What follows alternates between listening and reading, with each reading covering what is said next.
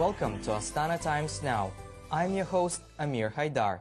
In this broadcast, we will look at the unique heart device implant procedure in Astana, growing cargo transportation between Kazakhstan and China, and Kazakhstan's first mogul's gold medal at the Freestyle Skiing World Championships, among other stories. The world is going wireless, and that now includes heart implants. Kazakh surgeons recently performed surgery to implant the world's first wireless heart assistance device. The device allows the patient to engage in up to 8 hours of daily activity without being connected to an external power supply.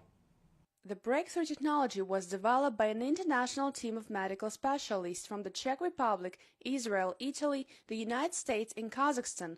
The technology provides a wireless charging heart pump which supports blood circulation and reduces the risk of infection. The biggest problem before was the power cord that was coming out of the patient's body, and that place would oftentimes get infected.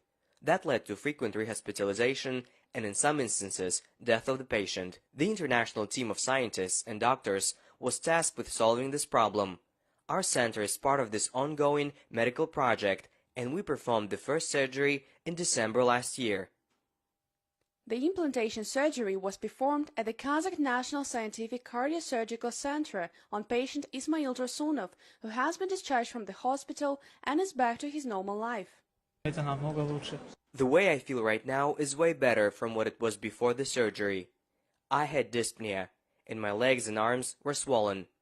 Now things are better and back to how it was a year ago.